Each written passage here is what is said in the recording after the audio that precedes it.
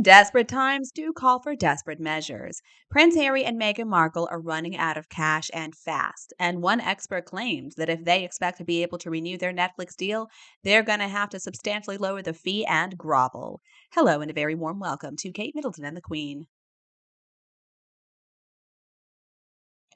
Before we get started with talking about Harry and Meghan, I want to talk about King Charles and Catherine, the Princess of Wales. As I'm sure all of you know, or I hope all of you know, Catherine, Princess of Wales, is still in the hospital recovering right now. She underwent abdominal surgery, and according to reports, everything went well, but she's expected to stay in the hospital another 10 to 14 days while she gets better. She needs lots of time to rest and recuperate, so she needs our prayers. And then next week, the king is going to be in the hospital as well because he is undergoing a procedure for an enlarged prostate. So, again, folks, I don't know if you believe in the power of prayer. I certainly do. But even if you are not religious, even if you're an atheist or agnostic or whatever, it's not going to hurt anything to just say a little prayer for these two. So, I hope that you can join me in that. I believe that right now, the King and the Princess of Wales can use all the good energy coming their way that they can get. All right, so now on to the desultory duo, Prince Harry and Meghan Markle. As we've discussed before, the Grifter's Netflix contract is set to expire in 2025, and people have been wondering if there's any chance of Netflix renewing their contract. So let's look at the facts. All right, so they did produce the one docu-series, I'm going to call it, creatively titled Harry and Meghan. So in the docu-series, they mostly talked about their experience as working royals, said a lot of horrible things about the British press, some horrible things about the royal family.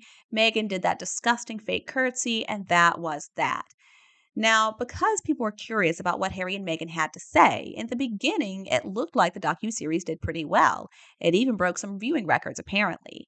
But soon enough, once the second episode, I believe, aired, people started tuning out. People were no longer interested in hearing their gripes because, let's be real, that's all they have to offer are a bunch of grievances.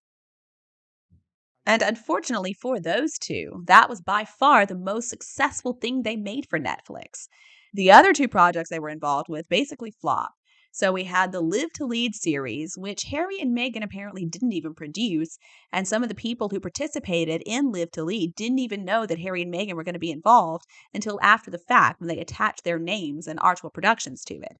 It sounds like that series was a failure, mostly just because it was boring. I don't know if it necessarily had anything to do with Meghan and Harry's involvement. And then there was Heart of Invictus, which, I mean, we were waiting for such a long time. I started to think it was never going to come out. Heart of Invictus, though, unsurprisingly, was also a big flop, mostly because it didn't even focus on the participants that people wanted to see. It had way too much about Harry and Meghan Markle. Now, Meghan Markle especially, she had no business being involved in that documentary at all. In spite of what Meghan Markle may believe, she is not the face of Invictus. So, understandably, a lot of people were so offended by what Harry and Meghan had been doing with Invictus at that point in time that they didn't even want to watch. And I think many other people, myself included, canceled their Netflix subscriptions anyway when Netflix signed on Harry and Meghan. I don't want to say anything too negative about Heart of Invictus because, to be honest with you, I haven't seen it, so I can't really accurately criticize it. But from what I've read, it did feature Meghan and Harry way too much and didn't focus on the participants nearly enough. So anyway, that's it. That's it for Netflix. There is nothing else that we've even heard about them working on. Reportedly, Netflix did pay a lot of money to buy the rights to the novel Meet Me at the Lake, and they're going to hand it over to Harry and Meghan and Archwell Productions to produce it. But I'm very skeptical about this report because if they really expect this film to be a big hit, why are they going to let a couple of losers who don't know what they're doing mess the whole thing up? So, according to the PR expert Ryan McCormick, there are a few things that Netflix is going to have to consider. Speaking exclusively with The Mirror, he said, quote, Harry and Meghan's Netflix documentary was the highest viewed documentary premiere for the streaming platform. However, according to Statista, the 2022 series has seen a precipitous drop with each subsequent episode. In addition, the series has a 19% audience rating on Rotten Tomatoes. Well, folks, that 19% audience rating on Rotten Tomatoes is pretty abysmal. And Rotten Tomatoes is something that people use a lot to help them figure out what to watch and what not to watch. I know I use it all the time. So just think about it. Maybe you're some person who doesn't know that much about Meghan and Harry. You see their docuseries on Netflix and you think, Maybe I should watch that. And then you look it up on Rotten Tomatoes and see that it got a 19% audience rating. Well, you're not going to want to watch that. Another thing is, recently I read somewhere online that Netflix doesn't even have Harry and Meghan's docuseries up there anymore. Maybe some of you who still have Netflix can check and let me know in the comments section, but I am curious to know if they took it down, why? It's important to remember here that Netflix is a multi-billion-dollar corporation. They could not care less about Harry and Meghan as people. They're not worried about Harry and Meghan's feelings. They're not providing support to Harry and Meghan because they think that Harry and Meghan have a right to get their story out there. They care about making money. End of story. And as soon as Harry and Meghan are not making money for them anymore, what's going to stop them from cutting those two loose? Absolutely nothing. Right. McCormick, the PR expert, also says that Netflix is going to have to consider, quote, if they are getting a healthy return for the amount of money they have paid Harry and Meghan. And that's going to help Netflix come to a decision about whether or not they should renew Meghan and Harry's contract. He went on to say, my prediction is that as of now, Netflix will not even consider renewing their engagement with Meghan and Harry unless they agree to substantially lower their fee and guarantee a number of shows. The fact that Netflix CEO Ted Sarandos was rolling over with laughter as Joe Coy roasted Meghan Markle and Prince Harry at Golden Globes is not a good sign. Ryan added, between troubles at Netflix and the fact that Harry and Meghan's high profile Spotify deal collapsed, Spotify CEO Daniel Ek said that consumers were not impressed. The stench of failure is growing stronger. And he's right about that. I mean, at this point in time, Harry and Meghan cannot run away from the facts. They are failures in Hollywood. They failed with Spotify, they failed with Netflix. I don't see how they're going to get out from under this. Ryan, though, has some advice for Meghan and Harry. He said, if I was advising Harry and Meghan, I would tell them to take a professional course in groveling to save their relationship with Netflix. Once that ship officially sails, Harry and Meghan should not expect other high profile media companies to roll out the red carpet for them based on their track record. And he's right about that. That's the funny thing that happened with Meghan Markle after she was dropped from Spotify. I'm sure you remember. We were hearing that she was going to be signing on with Audible, the company that's associated with Amazon. Of course, that wasn't true, though. Audible spokesperson even came out and said that they have no plans to make any deal with Meghan Markle, and they didn't know where that information came from. Lucky for Meghan and Harry, though, Ryan has a great idea for some other ways they could possibly make some money. He says, if the duo can't sign a deal, I think the best way for them to generate revenue is to do a series of public speaking engagements and start their own streaming service through their website. They can also start doing meet and greets at fan conventions. Personally, I think that is a great idea. Harry and Meghan need to get real. They are not Hollywood royalty. They're not any kind of royalty. At this point in time, they need to take whatever they can get. They need to stop thinking that they are above any kind of work whatsoever, and they need to get busy making money, or else they're going to run out. And then what are they going to do? Well, I guess divorce, but that's going to happen anyway. As they get increasingly desperate, though, it is going to be very interesting to watch and see what kind of tricks they try to pull out of a hat. I don't think there is anybody on this planet who is going to deny that Queen Elizabeth II was a remarkable woman. Over a 70-year reign, the Queen almost never put a foot wrong. She was known for being kind, for being diplomatic, and also for being strong when she needed to be. So if anybody in this world deserved to have a peaceful passing, it certainly was the late Queen. And in her final moments, of course, Queen Elizabeth did not want to see Meghan Markle, that nasty, hateful witch that her grandson Harry married. And it still makes me angry to think that Harry even tried to arrange for Meghan to be there. How completely inappropriate. Let's just remember how much stress Harry and Meghan had caused the late Queen in the final years and months of her life. Honestly, I think even Harry showing up at the Queen's deathbed to say his final goodbye would be pushing it. But for him to try to insist that Meghan Markle should have a right to be there is absolutely disgusting. And I understand the king did what he had to do to keep Meghan Markle away. He had to honor his mother's wishes. And now, according to a new book, the king may have even had to tell a little fib to make sure that Meghan stayed away. We've all heard the story before. Harry told it in Spare, that when he was making arrangements to fly up to Balmoral to say his final goodbyes to his grandmother, he and his father got into a big argument because he wanted Meghan to come along and his father said absolutely not. And so Harry, like the petulant brat that he is, first was trying to dig his heels in and insist that Meghan should come. So then Prince Charles got Harry to accept that Meghan wouldn't be allowed to come by telling him that Catherine was not allowed to join William either. And so then Harry decided it was okay for him to fly up by himself and leave Meghan behind. And now, according to the royal biographer Robert Hardman, the king didn't actually ask Catherine to stay away. Instead, it was Catherine herself who made the decision because she wanted to be there for her kids since they were going to start a new school the next day. So what it looks like is that Charles may have told a little white lie to make sure that Meghan Markle, whom the late queen was not a big fan of, didn't show up at her bedside in her last moments of life. Which, okay, if it's true, I commend then Prince Charles. I mean, that was the right thing to do. He had to protect his mother in that instance. According to a royal aide, it was by luck rather than judgment, but it made it a lot easier to tell Harry that he was coming alone. And according to the book, like the late Duke of Edinburgh, she, Queen Elizabeth, did not like a queue of family well-wishers flocking to her bedside when ill. Well, obviously not. I mean, who would want that? Seriously. The late queen, up until the very end, reportedly still had her wits about her. She knew that the end was near. Why would she want that woman, as she referred to Meghan, showing up to flash that rictus grin in her face one final time? I mean, honestly, I can't even think about it. It makes me so furious to even imagine Meghan there. So all this information is coming from a new biography of the king, Charles III, New King, New Court, The Inside Story, written by the Daily Mail's royal expert, Robert Hardman. The book mostly focuses on the king's accession to the throne, but of course it also details some drama that was happening with Harry in the background. In Spare, Harry wrote about how he had texted his brother William multiple times to try to figure out travel arrangements to get up there to see his grandmother before she passed away, but William didn't answer him.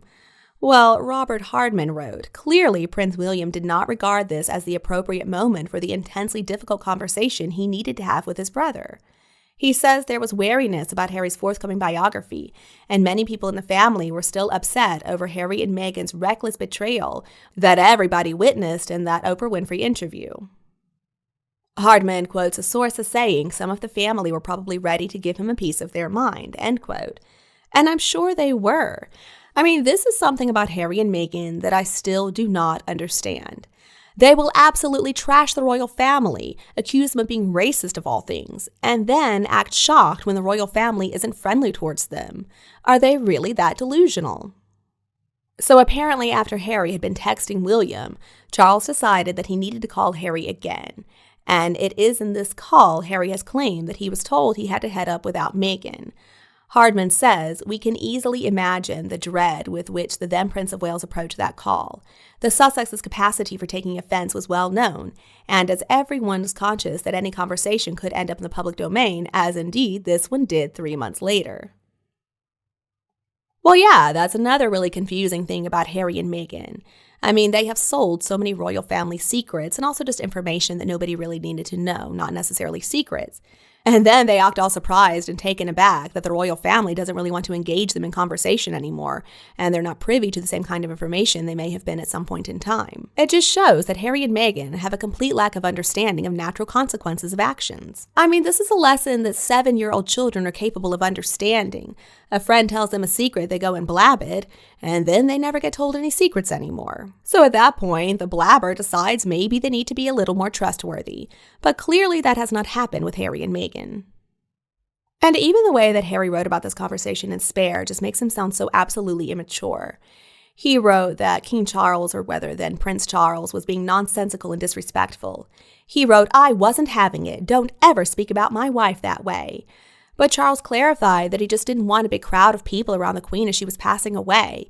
And when he said that Catherine was also not going to be coming, Harry said, then that's all you needed to say. Why does he think that makes him sound better? It just makes him sound absolutely petty. But according to Hardman, what he did not know is that the king had actually not asked Catherine to stay away. He writes, she had certainly not been asked to stay away. Rather, it was the start of a new term at a new school for George, Charlotte, and Louis, and she had decided that one parent should be with them on such an important day. According to Hardman, at that point in time, nobody really understood how bad the situation had become. And Harry and Spare also tried to say that nobody informed him that his grandmother had passed away, and that he had to learn the news from a BBC breaking news alert on his phone as he landed in Scotland that evening on a commercial flight. But Hardman says it didn't happen that way. Hardman wrote, "Not exactly. A member of palace staff says that the king had been urgently trying to make contact with his younger son. There were repeated attempts to get through to him, but no calls were going through because Harry was airborne, according to the official." And I believe this account.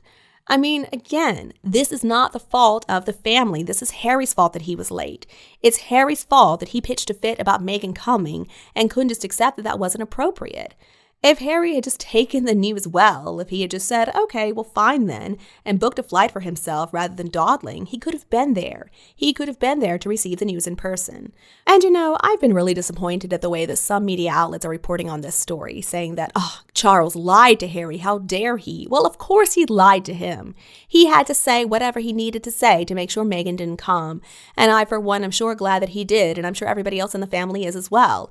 And I'm sure especially the late Queen was glad that she didn't have to see that disgusting face in her last moments on Earth.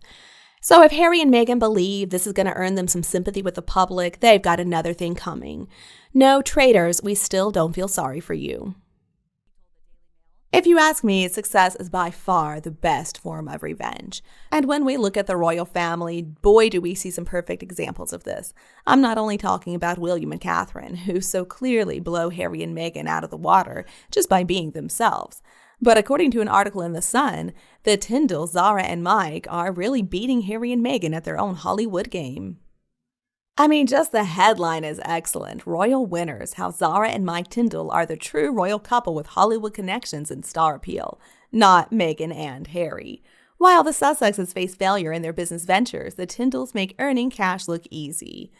I knew I was going to love this.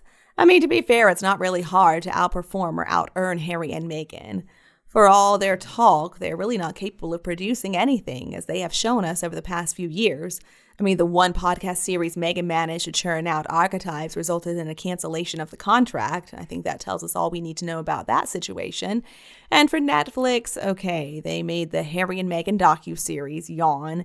And then we got Heart of Invictus, and we got their Live to Lead thing, which apparently they didn't really even work on. But Netflix is not happy with them either. But anyway, I am still more than happy to celebrate Zara and Mike's achievements, even if Harry and Meghan's are hardly impressive. So Harry and Meghan have tried desperately to ingratiate themselves with Hollywood celebrities ever since they moved to the US, and they have mostly failed thanks to their toxic, odious personalities. But according to The Sun, down-to-earth Zara Tyndall, 42, and hubby Mike, 45, have earned the Hollywood seal of approval, hanging out with Thor actor Chris Hemsworth and his model wife Elsa Pataky. And as if that's not bad enough, the article goes on to claim, in fact, the couple seem to have what Zara's cousin Prince Harry and Meghan Markle so desperately crave: popularity across the board. The article goes on to mention friends of theirs like Mike's ex-England teammate James Haskell and ex-Formula One ace David Coulthard, and then apparently they're also friends with the Corey star Sue Cleaver, and they have friendships with big names including Marvel actor Tom Holland. According to this piece, the Tyndalls have universal appeal. Well, that is something we cannot say about Harry and Meghan, the Duke and Duchess of Whining. But again, what do they expect? I mean, when they have made their brand based on being victims and complaining about every little thing, who is going to want to hang out with them? They're too negative. And that's before we even get into the fact that they're going to record conversations and sell your information to the highest bidder. So reportedly, even Prince Harry's friends are leaving him to hang out with Zara and Mike. No shock there. Apparently, Harry's polo friend, Nacho Figueres, has been spotted hanging out with the Tyndalls in Australia. They're all there working together to promote an event. Well, I mean, that's Hollywood for you, though. What does Harry expect? Meghan dragged him to California, convinced him that life is going to be so great for them there. And now he sees, no, of course not. It's all superficial. There's no loyalty among Hollywood types. The Sun also addressed the question of why Zara and Mike have been so much more successful than Harry and Meghan have. An expert said they offer all the perks of hanging out with royalty without any of the drama that comes with the Sussexes. Sean O'Meara of PR agency Essential Content said, "They are relatable in a way that Harry and Meghan aren't. America and Hollywood are less impressed by birthright, and Mike and Zara's personal sporting achievements alongside being a member of the royal family make them very appealing outside the UK. The couple are less high profile than Harry and Meghan, whose presentation looks very stiff in comparison. They come across as authentic and much more laid back." Sean went on to say, "The Sussexes want to manage everything to the nth degree and control the narrative, which can make things look very staged. They don't show much of a sense of humor either. Harry and Meghan have complained a lot and possibly misunderstood how that would be perceived in the UK." Well, of course people didn't perceive that well in the UK or in the US, I would argue. I mean, sure, with some of these woke people, Harry and Meghan's victim narrative went over well in the beginning. But the thing about it is, the woke movement doesn't really prioritize privileged people like Harry and Meghan. And so I think by now, a lot of Americans have turned on Harry and Meghan because they see the hypocrisy. They see that Harry and Meghan claim to be these victims when in fact they're a couple of spoiled brats who fly around on private jets. I think by now, even a lot of woke people are seeing that Harry and Meghan have no business getting up there and sharing their tales of woe with us, like we're supposed to feel sorry for them. I agree with him, too, that Harry and Meghan's lack of a sense of humor is a real problem for them. Because when you're a couple of people who attract as much negative attention and negative publicity as those two do, you have got to be able to laugh it off. They have been made fun of by basically every comedian out there at this point in time, and multiple TV shows as well. But the thing is, they don't take it well. They don't come out and show a video of them watching it and laughing or something like that. Instead, they get angry. And then we hear from their little sources that they didn't appreciate the way they were depicted. They didn't find it funny. They found it disrespectful and offensive. Well, Harry and Meghan, you get what you give. Another thing people respect about Zara and Mike is that they understand the meaning of the word discretion. Sean said the Queen had a mantra of never complain, never explain, and the Tyndalls seem to follow that motto. Public moaning is never a good look, especially among the privileged. Mike and Zara appear to be a fun-loving couple who appreciate what they have got in life. It might be that they moan behind closed doors, but they don't do it publicly. It's an excellent point that he is making. I mean, look, everybody knows that everybody in the world is going to have problems. I mean, wealthy people sometimes seem to have even more problems than us normal folk. But at the same time, it is offensive when we hear the rich and overprivileged people like Harry and Meghan whining about how rough they have it when people are struggling just to pay their light bill every month.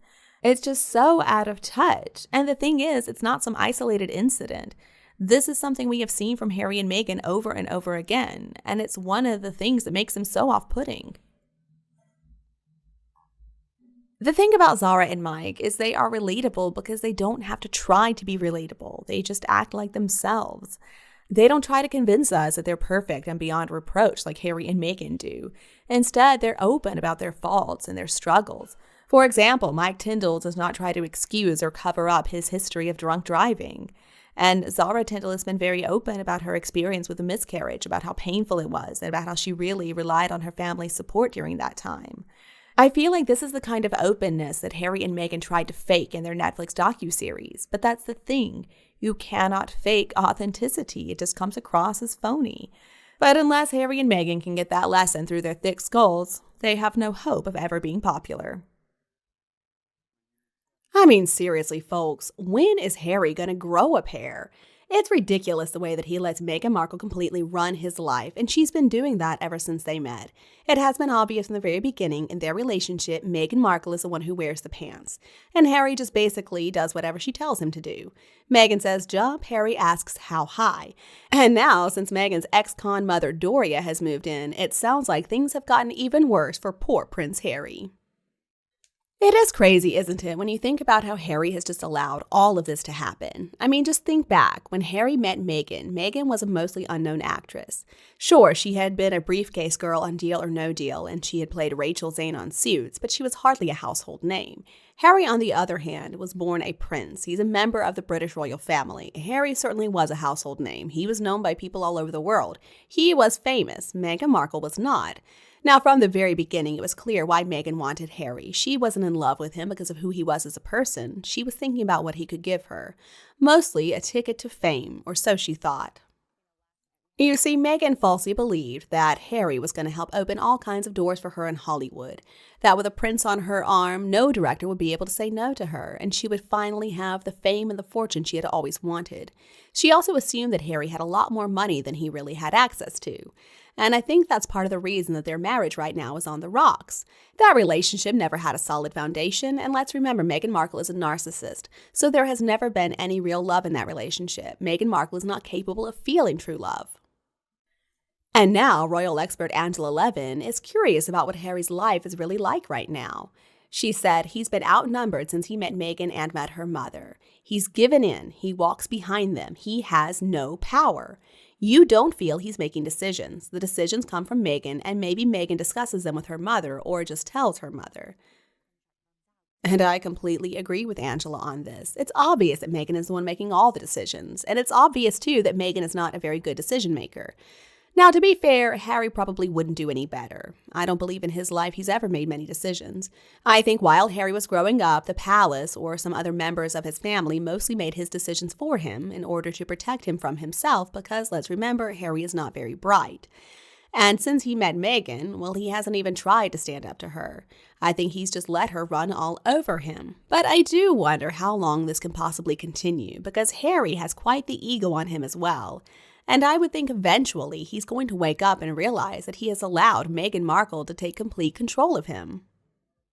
Angela Levin also believes that maybe part of the reason Meghan Markle's mother, Doria, moved in with the two of them is so that Meghan can be more free to pursue her career ambitions. I don't know if I agree with her, but anyway, Ms. Levin said, Meghan has been a long time without her new PR people being able to tie up some deal, and she went on to say, she'll only take a deal where she's in charge and it's very important.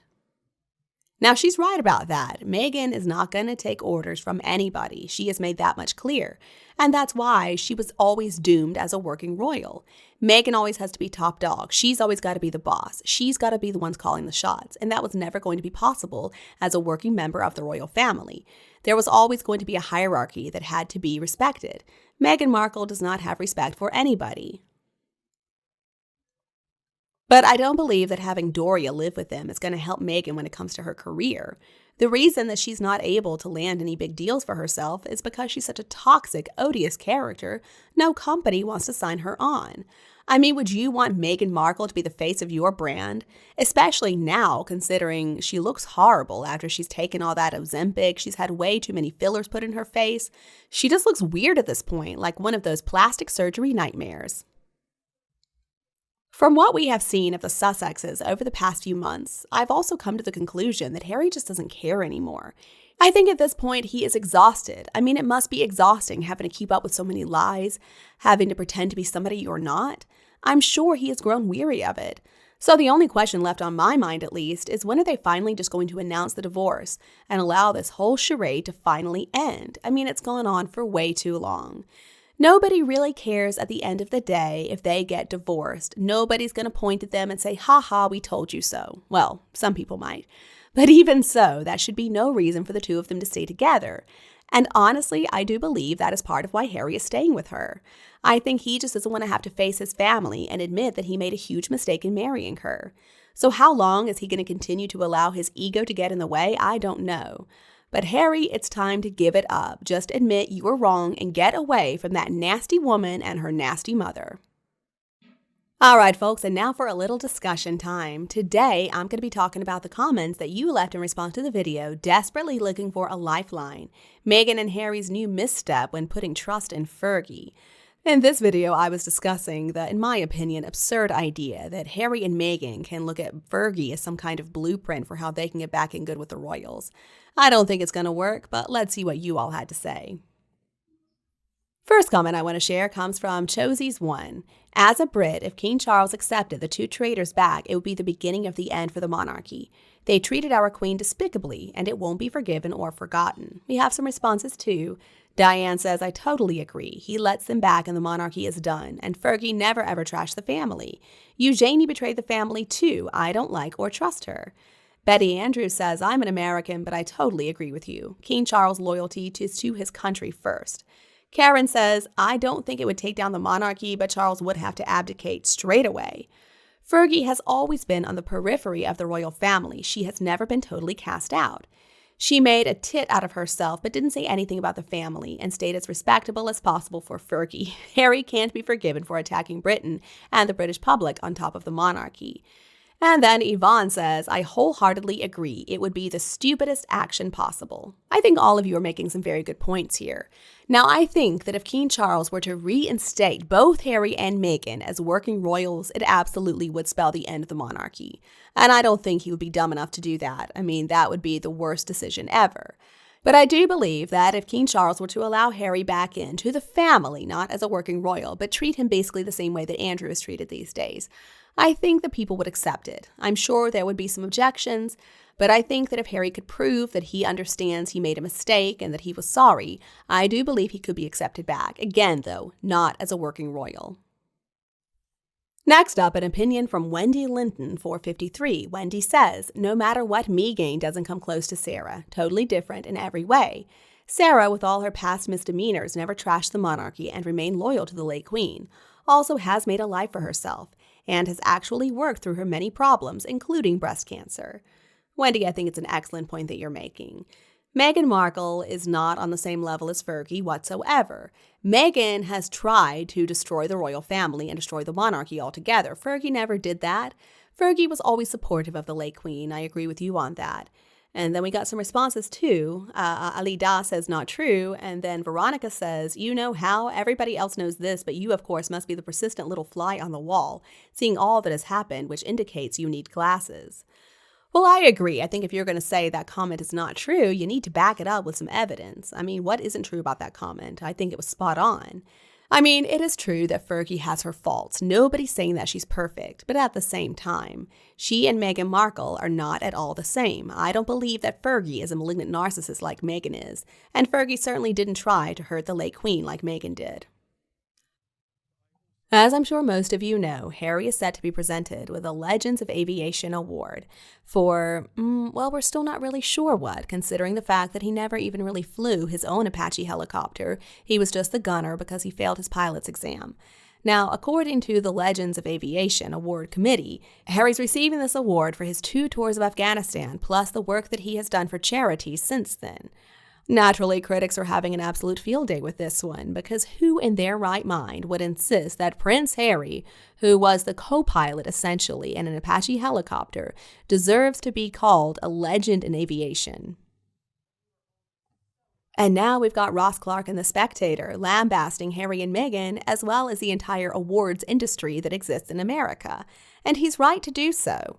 I mean, what does an award mean if it can just be bought and paid for? This is something we have seen from Harry and Meghan time and time again. Essentially, every single award they have gotten since Megxit has been one that they had to pay for. So at that point, why even bother? Ross writes, Harry and Meghan have become like Idi Amin with his chest full of spurious medals. They are weighed down with meaningless gongs that have been bestowed upon them by friendly organizations. To list a few of the honors they have received in the last couple of years, there was Meghan's Women of Vision Award last year from the Ms. Foundation for her lifelong advocacy of women and girls. I guess a talent for self-promotion counts when you are a woman and a girl yourself. There was the 2021 award from Population Matters for announcing that they were going to do their bit for the environment by limiting their family to 2 children. I've got 2 children, so can I have an award too? Or what about all those couples who have 1 child or even none? Shouldn't they have pipped Harry and Meghan to the stage? And he's 100% spot on with this criticism. I mean, we've laughed at every single award that Harry and Meghan have picked up because we knew that none of those awards were deserved. None of them were earned. Harry and Meghan have not done a single thing to improve the world that we live in or improve the lives of other people. In fact, I would argue they have done exactly the opposite. And I'm not only talking about the royal family, who they have so brutally attacked for years now. Harry and Meghan's attitude of victimhood and this woke nonsense, it really only encourages more divisiveness in a world where we're already divided enough. We need people who are going to bring us together, not cause us to fight even more. For Ross Clark, and I think me too, the cherry on top of this Sunday of spurious awards would be the Ripple of Hope Award that they received in December of 2022 by the Robert F. Kennedy Human Rights Organization, given, quote, apparently for promoting racial justice and mental health. So supposedly it was offered to them for making a brave stance against racism in the royal family. Okay, well, unfortunately, Harry already admitted that the royal family isn't racist at all, so shouldn't they be giving that award back? But maybe there is another way of looking at it. According to Ross Clark, Harry and Meghan have actually done us all a big favor. They have shown us how meaningless, how empty the awards system is in the US. He writes, people may mock, but in truth, Harry and Meghan have achieved something useful. They have exposed once and for all the sheer vacuity of the awards industry. It is not too difficult to imagine why they have really been given these honors, because it gained the promoters publicity that they would not have received had they rewarded, say, genuine aviators or human rights campaigners.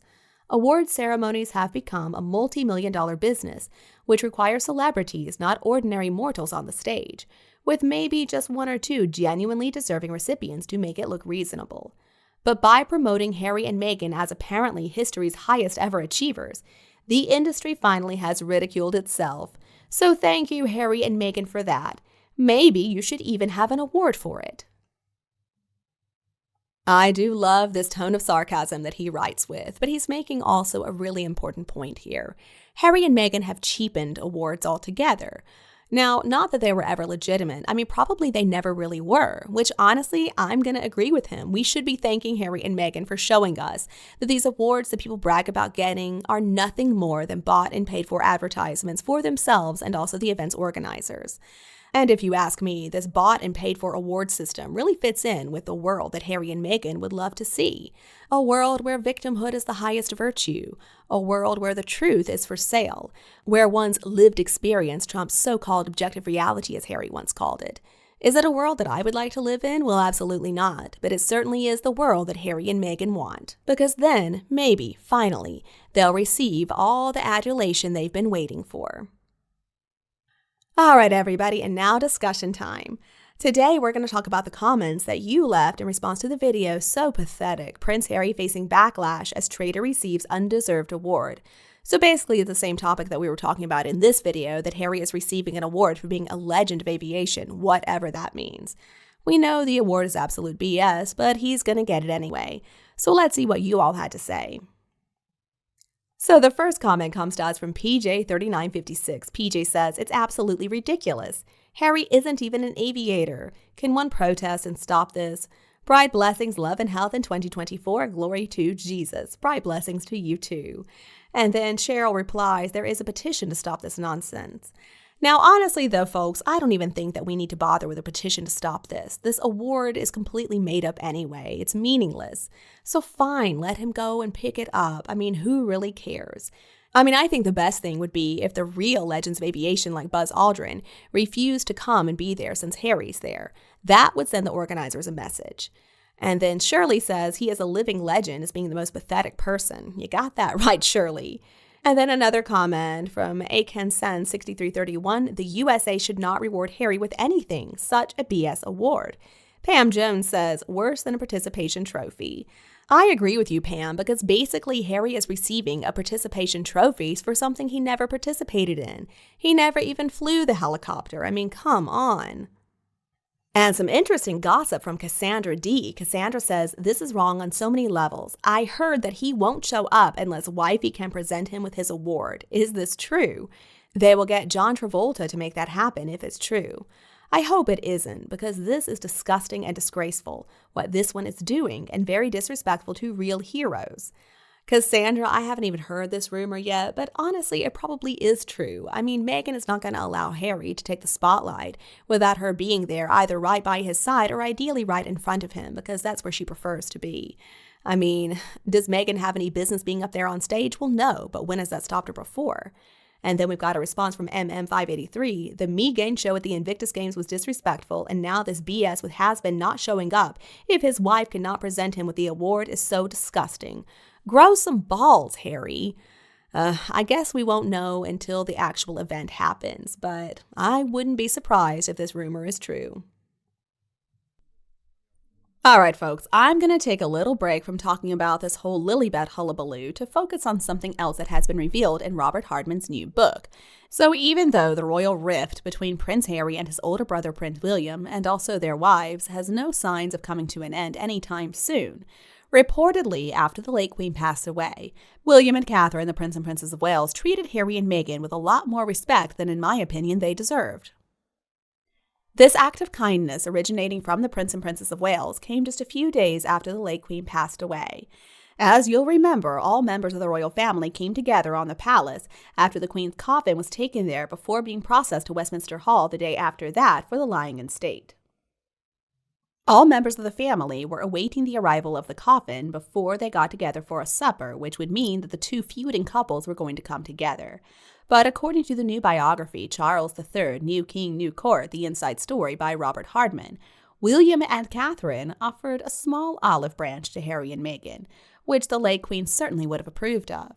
Robert Hardman explains, inside the palace, all members of the royal family were there to welcome the Queen back to royal headquarters for the last time, followed by an informal supper.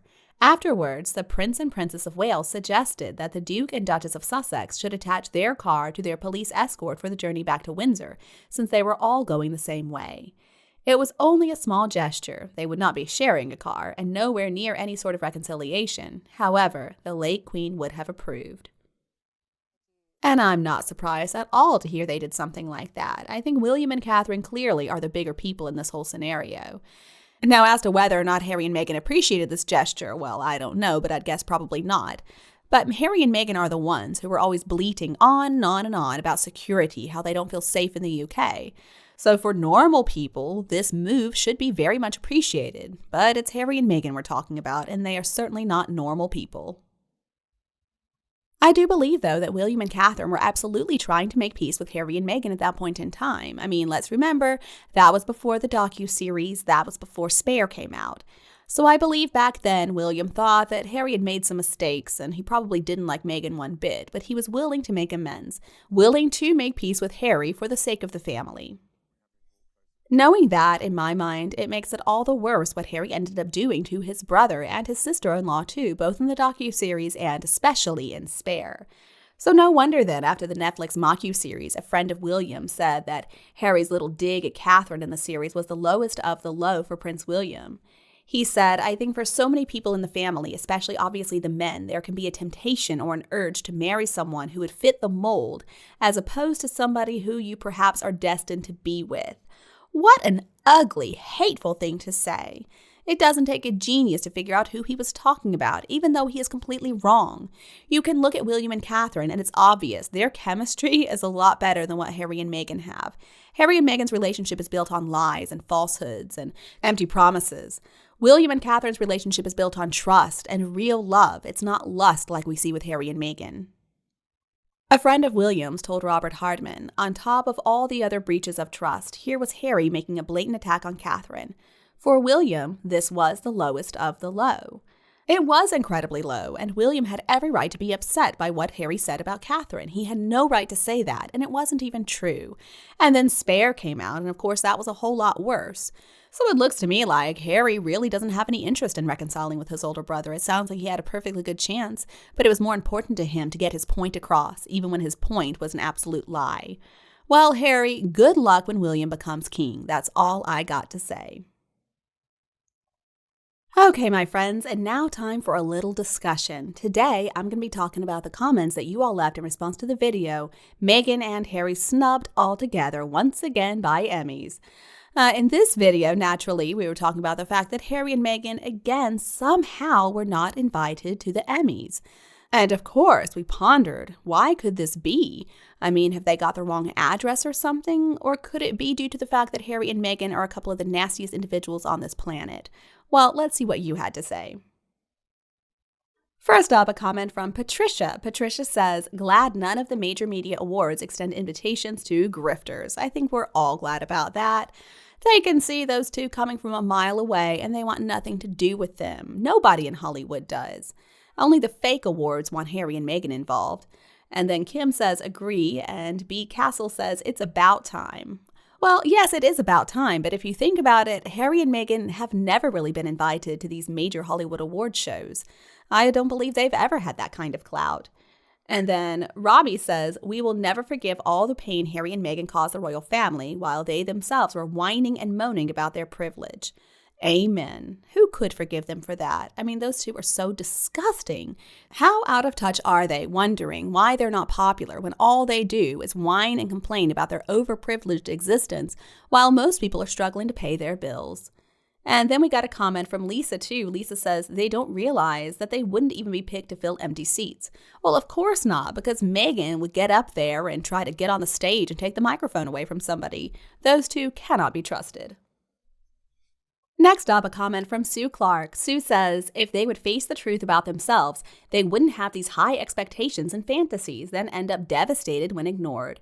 Their devastations lead to more crazy behavior, bitterness, and desperation. It's a cycle they keep repeating. It is indeed, Sue, and that's why I wonder, what is wrong with them? Are they just so stoned they forget what happens one day to the next? It is crazy how they just keep on repeating the same mistakes over and over again.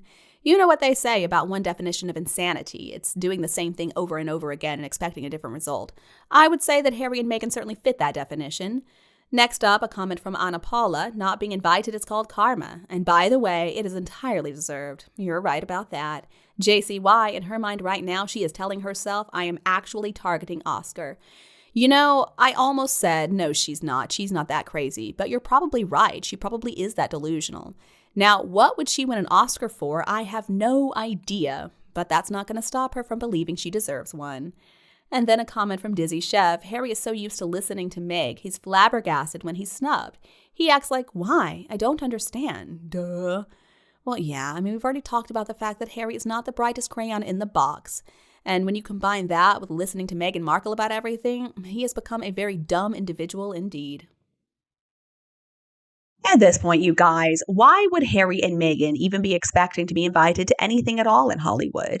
It is funny when you think about it, isn't it? How Harry and Meghan, in the run up to these events, are so convinced that they're going to be up there, they're going to be presenting, or they're going to be receiving an award, something. And then when the event actually comes and goes, we see they were completely blanked. And it's not only happened once. Some of you may remember last year before the Emmys, we heard about how Harry and Meghan were convinced they were probably going to win an Emmy for their docuseries creatively titled Harry and Meghan. And then the actual Emmys came and went, and guess who didn't get to even attend? Oh, poor Harkles. And then basically the same thing happened with the Oscars. Remember how Meghan put out that leak that she and Harry were going to be presenting some award? We knew that was a big pile of BS, and obviously we were right, because did Harry and Meghan ever attend the Oscars? Absolutely not. And then the Golden Globes, we basically saw the same thing happen. Meghan's former co-stars from Suits were there, but was Meghan with them? Well, no. And I don't believe that story that was put out that Meghan was invited, but she had prior commitments. Come on, Meghan, is that really the best you can come up with? And now the year is 2024. Remember, it's the year that's going to make or break Harry and Meghan. But so far, it looks like it's just going to break them down even more than they're already broken. So, according to a new article in the Mirror, Prince Harry and Meghan Markle will not attend Emmys this year after devastating snub. Is it really that devastating, though, at this point in time? I mean, at some point, they have got to stop expecting invitations to these kinds of events. At some point in time, you would think that even a couple as delusional as they are would come back down to earth and realize that nobody's all that interested in what they've got to offer. And what they have offered already wasn't very impressive. So, no, they're not going to be receiving awards for any of their content. And no, they're not going to be asked to present an award either. It was funny last year, though, how Harry and Meghan really were convinced that they were going to win an Emmy. As reported by The Mirror, despite the explosive series shooting to the top of the charts with an astounding 81.6 billion hours watched, the pair never secured any Emmy nominations. This came to a shock to both them and fans everywhere, as experts claimed they were 100% certain they would after debuting one of the most talked about shows of the year. Well, see, that's the thing about Harry and Meghan. They seem to believe that popularity really is all that matters. I mean, to get an Emmy, yeah, you got to produce a show that's popular, but you also need to produce a show that's actually watchable, that's meaningful, a show that's actually good, that maybe inspires people to feel something. Not a show that's just focused on a couple of overprivileged brats whining about their overprivileged existence. But even so, we still got those reports after the event that Harry and Meghan were left devastated following the snub, but they refused to show their disappointment after the announcement. Oh, that's very big of them.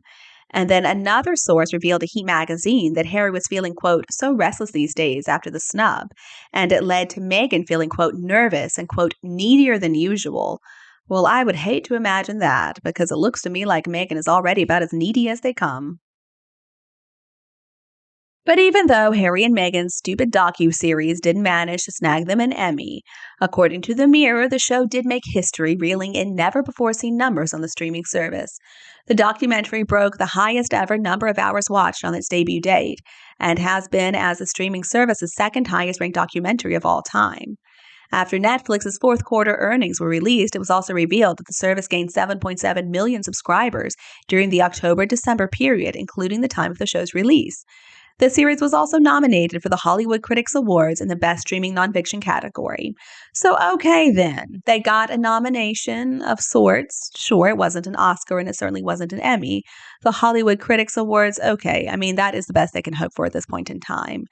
If you ask me, Harry and Meghan should be happy that the show was even that successful. But something tells me they're not, because they're a couple of malcontents and nothing is ever good enough. All right, folks, and now a little discussion time. Today, I'm going to be talking about the comments that you all left in response to the video, So Disgusting. Sussex lied with claim Queen gave permission to use a lily bed for Invisikid. In this video, we were talking about this new report coming from Robert Hardman's new book, that the late Queen, in fact, did not give Harry and Meghan permission to use the name Lilibet for their daughter. And in fact, she was furious about it. Honestly, I think most of us are just broken up about this news. The late Queen did not deserve to have to be facing that in the final months of her life. But anyway, let's see what you all had to say.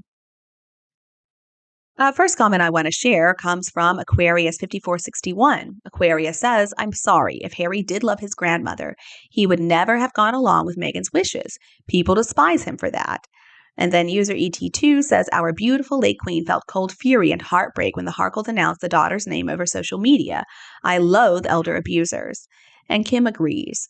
I agree with both of you. I mean, you know me. I'm always trying to give Harry the benefit of the doubt. But in this case, I can't. I can't find it in me to apologize for him or to make any excuses for him. He doesn't deserve to have us make excuses for him, if you ask me.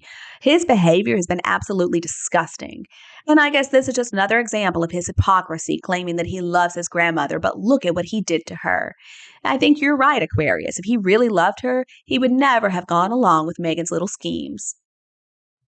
The next comment comes to us from Jenny RS. Jenny says, when Harry informed Her Majesty that they had named the child after her, Her Majesty the Queen would have rightly assumed he meant the name Elizabeth. Never would our late Queen expect some tacky family to sully her pet name Lilibet. Shame on them again. Jenny, I think you're really onto something here. I suspect that when Harry and Meghan said that they had told the late Queen, they meant that they had asked her if it was okay to name their daughter after her. I don't believe for 1 second they ever told her they were planning to use the name Lilibet. I mean, Elizabeth would have been a beautiful name for the little girl, again, if she's even real. But the fact that they chose to disrespect the Queen in this way is something I don't think most of us can ever forgive. And then finally, I want to share an interesting viewpoint from Kate London. Kate says, I know that H.G. Tudor, the expert on narcissism, doesn't think Harry is a narcissist either, but I have to disagree. And if he's not a narcissist, he's completely sicko individual based on the fact there's tons of rumors about how Harry beat up sex workers in the army, and we saw how badly he treated polo ponies. Pictures on the internet of them with blood running down their legs from spurs. We have his own words as an adult about how gleeful he was as a child to make fun of Pat, the disabled matron at Eton, and how he made the poor woman's life hell. And there is the way he exposed information about his brother's private parts and how he fantasized about killing his father, along with the 25 Taliban who were chess pieces on the board and spare. I don't think he killed anybody, too busy playing video games. As far as Invictus, that was given to him by the royal family. He complained all the time he was there, never showed up when he was supposed to, and basically just acted like the entitled little shit he's always been. And all these things were before Meghan Markle, just covered up by the palace PR machine. Now they are coming out and all point to him being a narcissist as well. Kate, you are making some excellent points here, and I think that you could be onto something.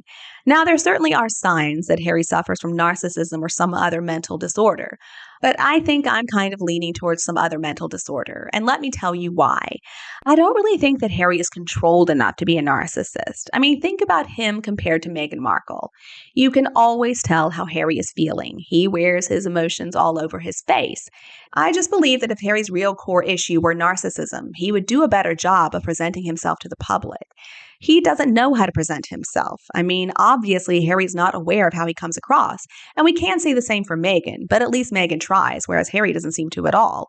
Now, do I believe, though, that Harry suffers from some severe mental health problems? Well, obviously, rage disorder is among them. I don't even know what the others are. But still, thank you very much for this insight, Kate. It was really interesting to read. And you, do you believe that Harry and Meghan felt devastated this year after they were snubbed by the Emmys again? Please let me know your opinion below in the comment section. If you enjoyed this video, don't hesitate to like and share with anybody else who would enjoy it too. And if you haven't already, please click subscribe so that you don't miss a single update from Kate Middleton and the Queen. Thank you so much for watching. Have a wonderful day, and I'll be back to see you in the next videos.